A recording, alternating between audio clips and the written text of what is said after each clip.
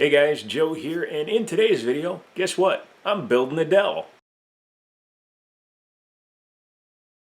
If you're new to the channel, thanks for checking it out. I really appreciate it. Thanks for coming along for the ride. And I've been collecting parts for the last month.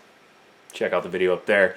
And in doing so, I've wanted to build a few different computers. I basically want to build one computer from every generation of i5, i7, whatever the case may be, and just have a good example of each. And this case came up and I decided I'm going to jump on it. Well, I'm not going to jump on the case. It would dent it, and that would just...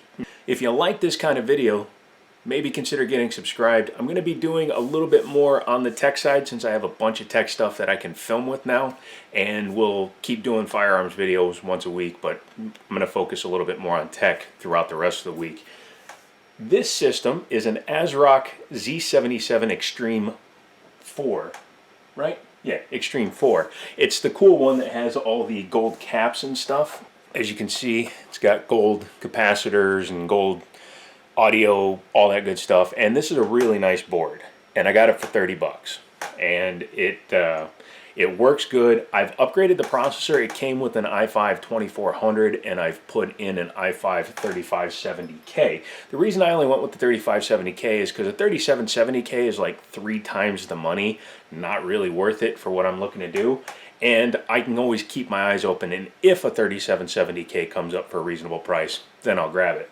The case already has a power supply in it. That's a Dell XPS 630i case. The reason why it's facing the wrong way is because Dell, in its infinite wisdom, turned the motherboard backwards, or upside down in any case. So instead of this other side being where you see the motherboard, you see it on this side of the case. It's made for people that want to put the computer on the other side of their desk. And when you have enclosed side panels, it kind of doesn't really matter which way you face it. It's just if you want to do something aesthetic, you have to turn it the wrong way on your desk. It's not going on this desk. It's just going to, well, it might appear from time to time. I'm actually working on my personal rig, doing a couple of changes to that. Yeah, I know. It's been like a week. And when that's done, this PC will probably go into my bedroom, and this PC, the other PC, the one with my gaming rig, will come out here. That is not English. So as you probably saw from the intro, or at least from the thumbnail, I'm running a GTX 970. I'm actually going to put both GTX 970s in it for right now, especially if I'm going to just take it into my bedroom and leave my my gaming rig out here. But I'm going to run dual 970s in SLI just to screw with them, see what kind of numbers I can get out of them. SSD for the boot drive and main game drive for like my Fallout 4s and all that other stuff, and then a 500 gigabyte drive for all my other software and tests that I do. That all together will be a pretty damn good system. Now the only questionable part that I'm putting into this is this guy. It's an Amazon cooler. It doesn't look honestly like it's going to be a very strong cooler because it only has 2 heat pipes. But again, this is just a 3570K, and hopefully it will cool better than the stock cooler. And as long as it does that, then I'll be happy. It does light up with a rainbow effect, but again, it'll be hidden. You'll never see it. I didn't realize it was only a 2-piper. I could have bought that's a real word. I could have bought one with 4 heat pipes from Cooler Master for like $7 more, which I probably should have done. But we'll try this one out and see what it does. Yeah, I don't know. But what we'll do is I'm going to go ahead and put the cooler on the motherboard, and then I'll install the motherboard in the case, and we'll just kind of see what goes from there. And it might interest you to know that my father's actually going to start doing some YouTube stuff. He's a guitar builder and he loves cruises, so I'm going to be helping him a little bit with that, at least until he gets his feet under him, which, let's face it, will be immediate because I get my aptitude from him, and he's quite an apt dude with aptitude. I still think this is hilarious that they sent this giant box with bubble wrap for a tube of Arctic Silver. They do what they got to do, right? So, this factory cooler was not doing that great because it's obviously not that good of a factory cooler. It's the smaller one. I think it's got the copper slug in it still because this is an 1155 socket, I think. Is this 1155? Let me know down in the comments. I can never remember which one's which. But the motherboard's good. The motherboard was able to do dual 690s in SLI, or quad SLI actually. Whew. foot pins keep popping out, and yeah, this one did have the copper slug on it. I'm also seeing that the paste dried, so it was running a little bit hotter than I expected. I could have done this as a live stream. Did you ever check out the other live stream I did? I actually did 2 of them, but one of them I was very tired, and I killed after like 10 minutes because there was no viewers. Always clean your CPU off with isopropyl alcohol. I'm using a 99.9% solution, which is extremely strong. It's laboratory grade. It was on sale on Amazon, so I went with it. We are going to have to use the bracket that it comes with. This is a very common style bracket for these cheap hold downs for your cooling solutions, and they work fine. They work just kind of like the factory Intel brackets. So you just put them in, click them down, and then they work, which is pretty convenient.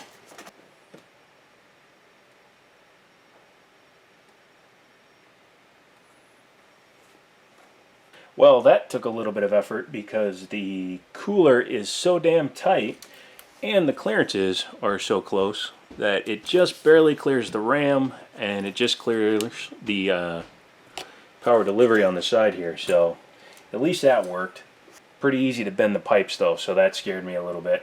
I know that this motherboard works. I've tested it extensively with both a couple of 690s and other graphics cards. I tested all my other graphics cards on this motherboard, so I know that this motherboard works fine. So the next thing to do is actually open up the Dell and put it inside of it. Now the Dell XPS, which this is, normally comes with a Q6600 or QX9550 or a QX9650, which is the overclockable chip. Now the motherboard that was in here only had a Q6600 on it, which leads me to believe this was just a 630, not a 630i. The 630i is the one that has the overclocking ability with the QX9650. What I've already done is I took out the internals, I took out the drive cage, I took out that front fan that was in here, I took all of that out because I really didn't need any of that in here. All I wanted was the case, the controller for the RGB in the front panel, as well as the rear I/O controller. It's a 750 watt power supply. It's a decent power supply. It's Dell. You know, they either work really great or they explode. This one seems to be working fine. Before we put the motherboard in, we have to put the shield in. And I do apologize if you hear a marathon going on above my head. Now we need to screw the motherboard in. The motherboard fits perfectly fine, and what I like about the Dell case is they actually have it raised up enough to where most of the cables, like the back cables and whatnot, are actually underneath the motherboard. So even though it won't be perfect with cable management, it'll still look okay. I do like that it uses standard ATX power connections as well. But first thing we need to do is actually screw it in. I know I've said it 600 times before, but get yourself an iFixit kit. I'll link them down in the description below. They don't pay me to say it. I just think they're the best screwdriver set. Alright, next thing to do is hook up the CPU power, which would have been easier if I didn't have a giant ass cooler on there, but you know, I'm hoping to get the temperatures under control.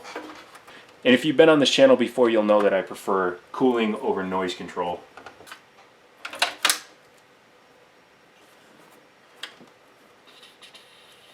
I may only be running one GTX 970 in here because as I'm looking at this, this only has 2 6-pin connectors.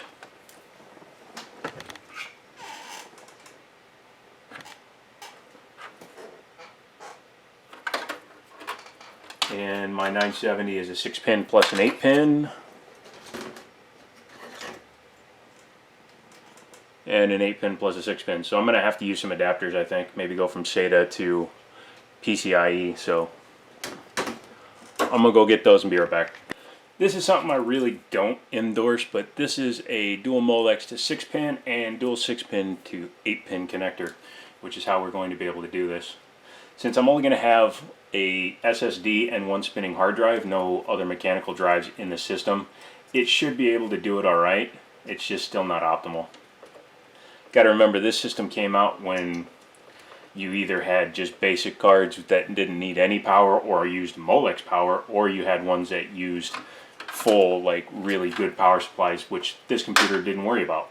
I always save all of my adapters from any card I buy. That's why these are actually black braided ones. These are EVGA, both of these, from 690s and 980s and whatever else I've bought over the years. But now we can actually do that. So the other thing we need to do is take out another screw for a PCIe slot.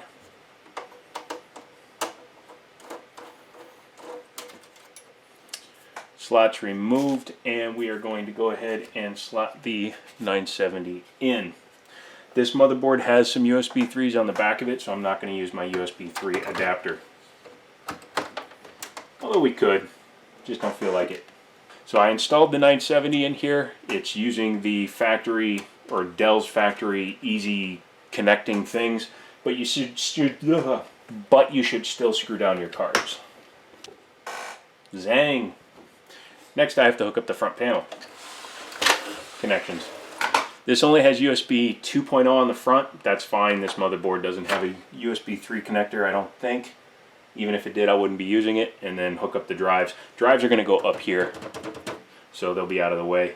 I have room to mount the SSD on the bottom of this one, and then I will just use a bolt and screw in the drive from the side here. And now's the time we find everything. There's your front panel audio.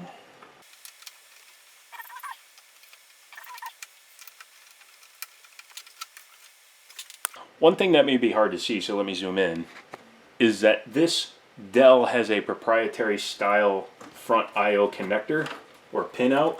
However, it does coincide with a standard front power connector setup, so it should work just fine. So I'm going to go ahead and install it. If it needs to be, I'll have to depin it and then put on regular ends, but it should be okay.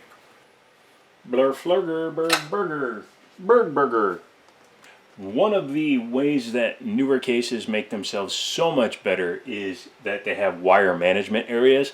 This one really doesn't, especially when the power supply is right there. Typically new ones have power supplies on the bottom with shrouds, so you can hide some of the cabling. This one I did as much as I could without going overboard. I just have the VGA cables kind of routed here and then tied up there. I have the spinning hard drive up there. The SSD I'm just going to kind of leave in there hanging for right now because I'm not sure if I'm going to use that SSD or another one. But for now, it's together enough that it should be able to fire off. So first thing to do is get everything plugged in. And while I'm doing that, let me take a second to thank you guys for coming along for the ride.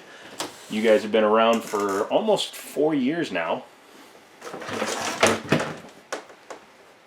of me making these stupid videos, and it warms my cockles.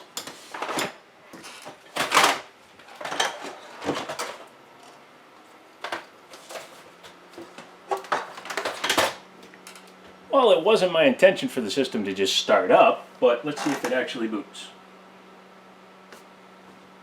Hey, it booted without me prompting it. That's not freaky. As you can see, the cooler here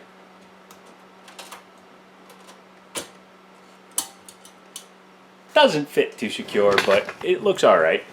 Getting devices ready. Oh, that's right, I used this hard drive on another computer, so the fan doesn't look bad. I think it's using an AMD shroud or an AMD style pattern shroud, probably an old discontinued one, and then they've kind of put their own spin on it. Updates. And yeah, I've nicknamed this one Dell XPS Redo. But I guess the first thing I'm interested in, I have the front USB set up. Well, I guess we're using the back one. All right, a little bit of mouse catering, and seems to be working now. Let's go ahead and open up Hardware Manager and see what it's running at. It's running a little bit warm, but I forgot that I already overclocked this processor. I have it at 4.4 gigahertz. I spent like 2 hours dialing in an overclock. The i5 3570K is pretty decent for overclocking. It's not as good as like a 4690 or even a 4670, but let's see what it gets up to in a Cinebench. I can tell you for a fact it's already cooler than the factory cooler, so it has that going for it. The hottest core right now is 59, so I assume it'll probably hit like 63, 64 degrees. But that's not terrible. Yeah, 62. Package says it's at 68. Still not bad. I believe I'm running it at like 1.212 volts.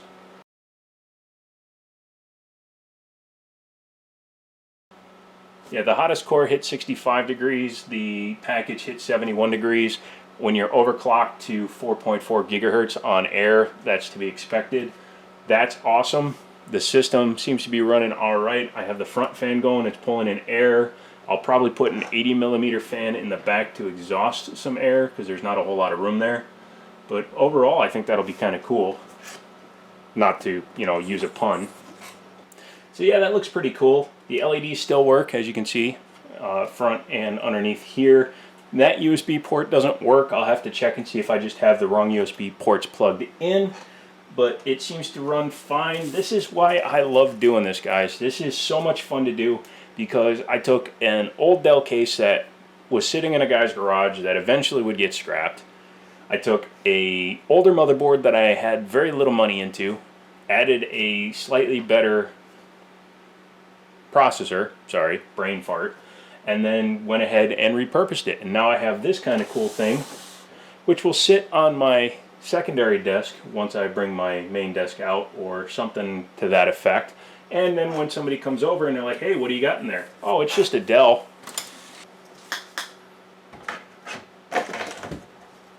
Yeah, let me know if you think I should put an LED strip in there. That way when you open it up you see an LED. But yeah, that's really good airflow through there. Next thing to do, I guess, is test the graphics card and make sure that works well, but you guys don't need to be here for that. So that's about it. If you like it, let me know down below by hitting that thumbs up. Let me know what you've done, if you've done kind of fun stuff like this where you modify an older system and make it a little bit newer. It's not really a sleeper. It's not old enough to be a sleeper, but it is a pretty nice upgrade in a really nice case. So yeah, I think I'm just going to leave it like this for now because it looks good sitting here on the desk. Yeah, I'm going to get out of here. I'm going to play a few games on this thing, see how that graphics card is doing, and then probably update this on Instagram or Twitter, so you guys should follow me there as well. If you use my Amazon affiliate links, you'll help the channel grow. Even just subscribing or leaving a comment or a thumbs up, everything you do will help the channel in increments, and that's all I'm looking for. So please do that and come back for the next one. And as always, I'll talk to you later.